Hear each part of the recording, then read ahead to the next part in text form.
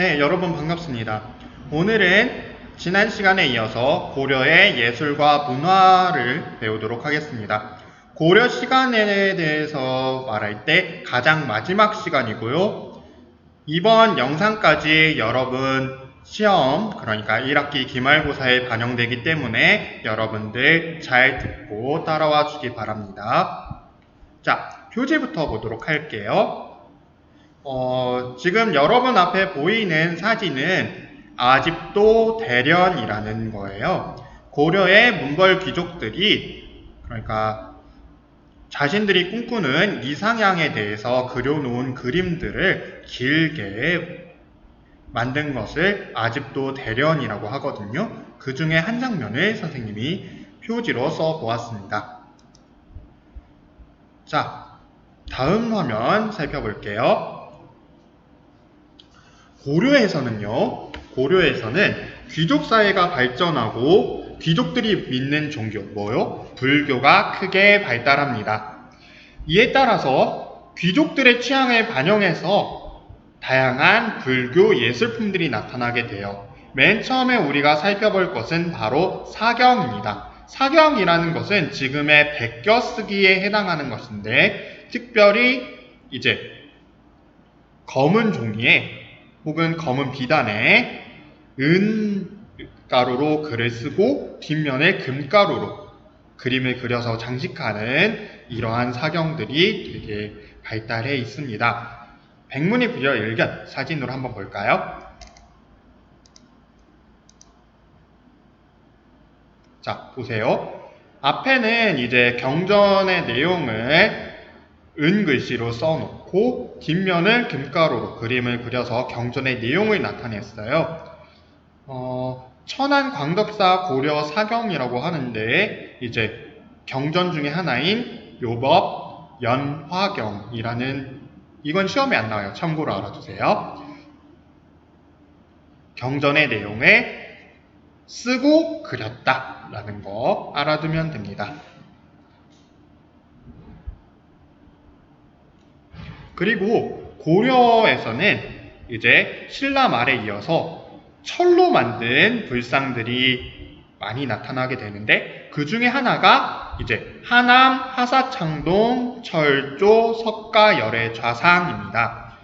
하남에서 하사창동이라는 동네에서 발견된 철로 만들어진 석가모니 앉아있는 불상이란 뜻이에요. 한번 볼까요? 지금 여러분들이 이제 국립중앙박물관에 가게 되면 이제 3층에 불교 조각실이 있습니다. 거기에서 만날 수 있는 불상이 바로 이 철조 석가열의 좌상입니다. 이렇게 철부를 한번 살펴보았으니까 이제 거대한 돌로 만든 부처님을 한번 만나볼게요. 요건 선생님이 직접 찍은 거.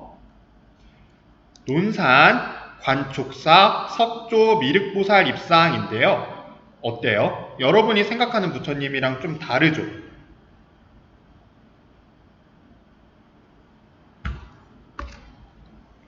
요거는 왜 그러냐면 각 지역에서 이제 호족들이 있잖아요.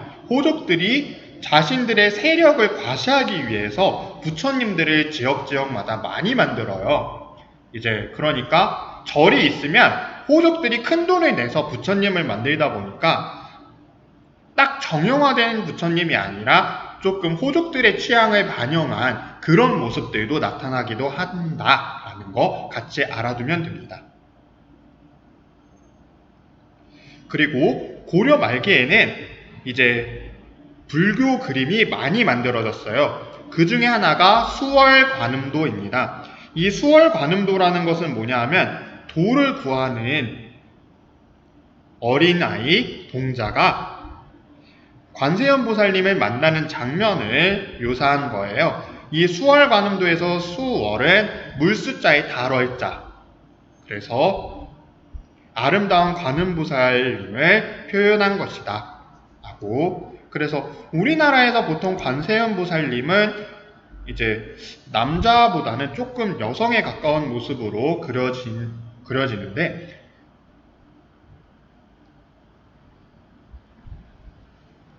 여기 그림에서는 조금 수염이 나타나네요. 자, 그런데 이 관세음보살님은 어떻게 그려졌냐면 비단에다가 금가루로 그림을 그린 거예요.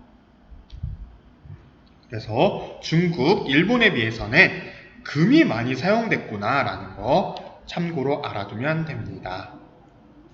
이제 고려의 석탑과 승탑에 대해서 같이 살펴보도록 할게요. 교과서 140쪽으로 오세요.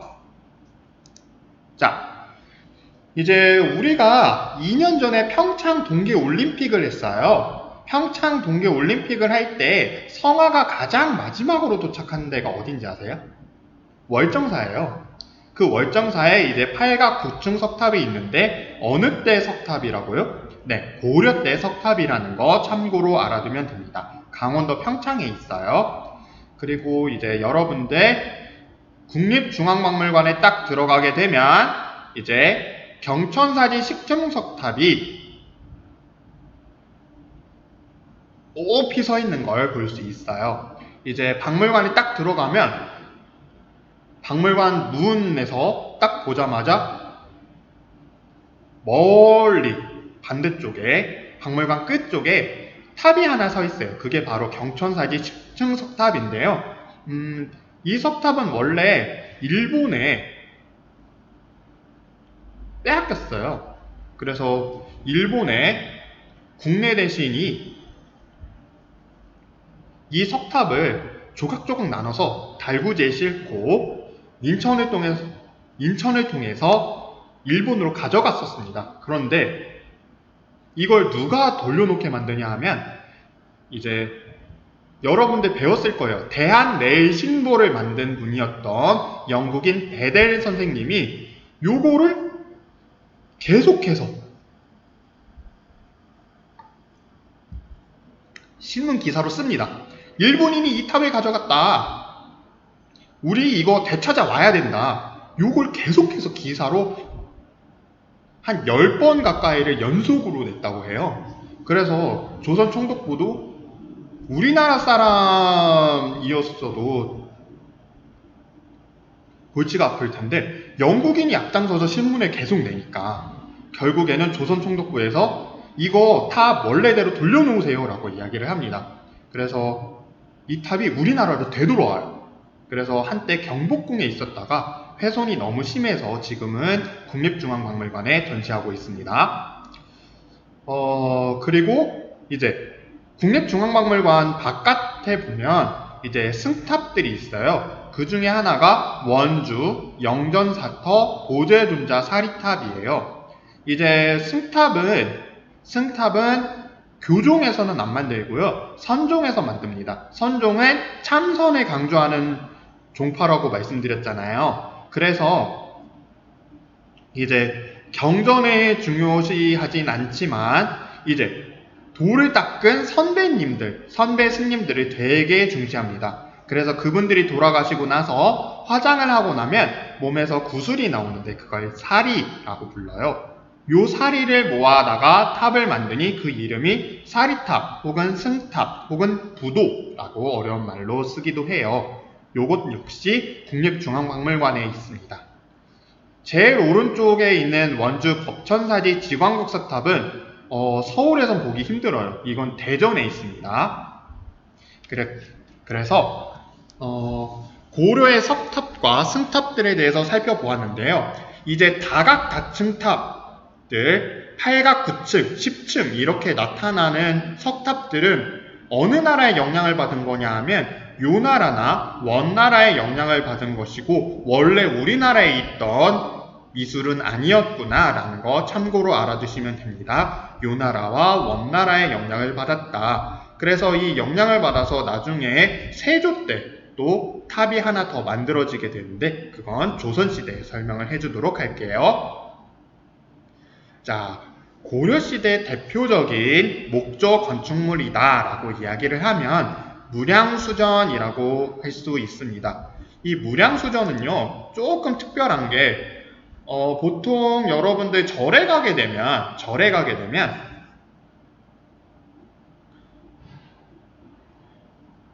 절에서 이제 주로 모시는 부처님들이 있어요. 그런데 이 부처님은 약간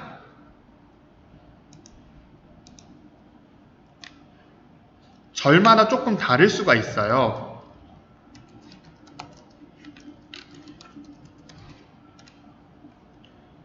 어떠냐 하면 아미타 부처님을 여기에 모셨거든요. 이제 아미타 부처님은 열반에 들지 않고 우주를 떠돌면서 사람들을 도와주는 부처님이라고 해요. 그 부처님을 이제 무량수전에 모셨다. 그래서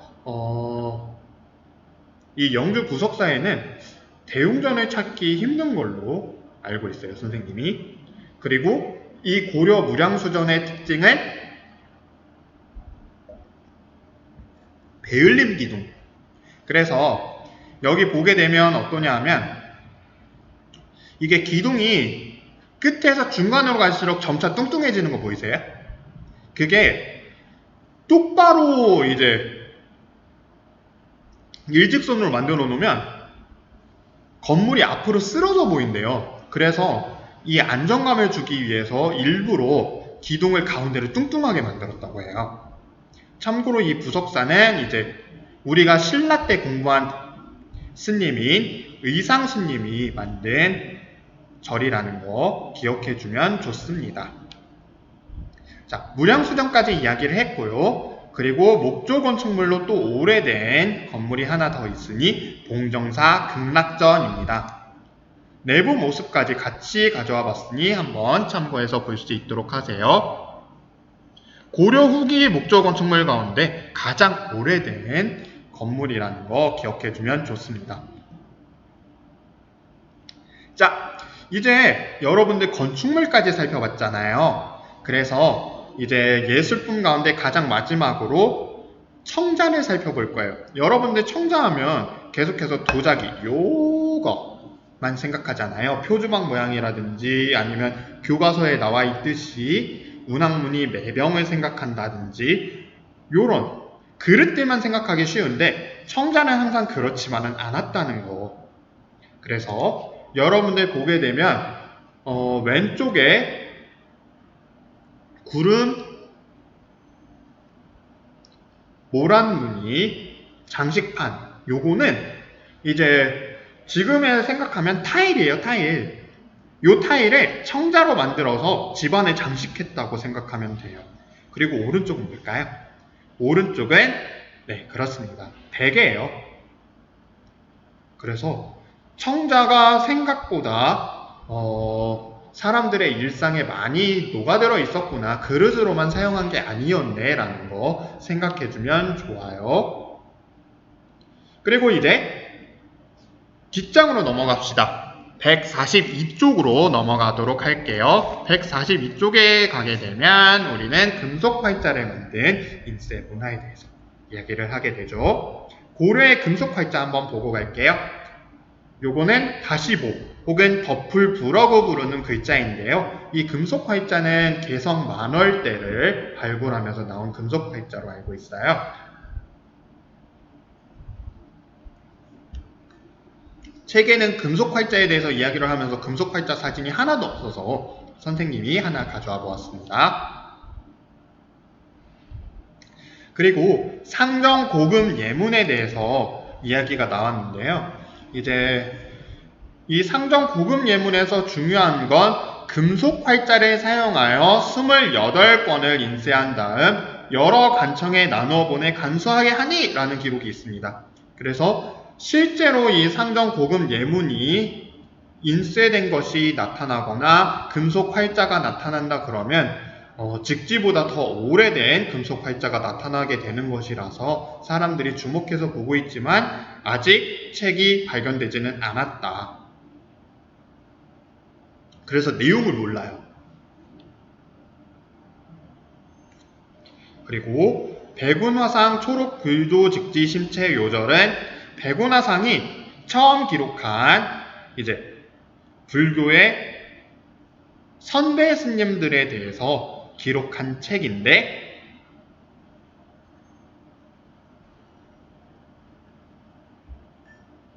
그분들이 가지고 있던 마음의 핵심들을 담아놓은 책이다 이런 뜻이에요. 그래서 줄여서 직지라고들 많이 부르죠. 직지는 지금 이제 금속 활자본으로는 학원만 남아 있어요. 그래서 왼쪽은 프랑스 국립 도서관에 보관되어 있는 직지 학원의 모습이고요. 직지 상권 내용은 우리가 알 수 있어요. 왜 그러냐면 금속 활자로는 상권 학원 만들어졌지만 상권은 사라진 데 비해서 이제 직지가 목판으로도 만들어지거든요. 그래서 그 기록들은 남아 있습니다. 그래서 그 내용 중에 하나를 가져와 봤어요. 도적을 잡으면 훔친 물건까지도 찾아내야 하되 도적이 깊이 숨었다고 두려워하지 말아라. 지혜가 있으면 잠깐 순간에도 찾아낼 수 있지만 지혜가 없으면 1년이 지나도 그림자조차 보기 힘들다. 이런 내용들이 담겨 있습니다. 넘어갈게요. 자, 고려에서는 역사서도 많이 만들어집니다. 왼쪽은 뭘까요? 삼국사기입니다. 오른쪽이 삼국유사예요. 그래서 삼국유사는요, 삼국사기의 내용들을 보면서 거기에 빠진 것들을 보충한 책이다. 남을 유자 일사자를 써서 남은 일들을 기록했다. 그러니까 삼국사기가 있으면 삼국유사로 보충을 해주겠다. 이런 얘기예요. 그리고 삼국유사에는 누구 이야기가 들어가 있다? 단군에 대한 이야기가 들어가 있다는 거, 요거는 선생님이 시험에서 물어볼 거예요. 그리고 동명왕편이라는 책이 따로 있는 게 아니라 이제 이규보가 지은 동국 이상국집이라는 책에 이제 시가 한 수 들어있는데 그 시의 이름이 동명왕편인 거예요. 그래서 내용 하나 가져와 봤습니다.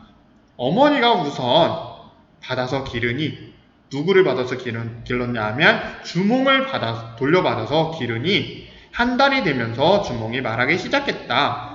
주몽이 스스로 말하는데 파리가 눈을 빨아서 누워도 편안히 잘 수가 없어요. 라고 이야기를 하니까 엄마가 활과 화살을 조그맣게 만들어줍니다. 그 활이 빗나가는 법이 없었다. 한 번 썼다 그러면 파리를 다 잡았단 소리예요. 대단한 능력이죠.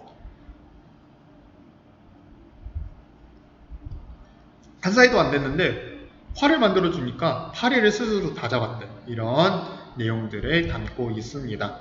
이 동명왕편이나 삼국유사나 제왕홍기나 이런 것들은 외적들이 쳐들어왔을 때 특히 원나라 때 많이 만들어지거든요. 이 역사서들이 삼국사기만 빼고. 그래서 지금 우리나라가 다른 나라의 침입을 받고 있는데 우리나라의 자존심, 자부심 이런 것들을 높여주자라는 의미에서 역사책들 만들어놨다는 거 기억을 해주면 좋습니다. 맨 마지막 이제 제왕홍기를 살펴볼게요.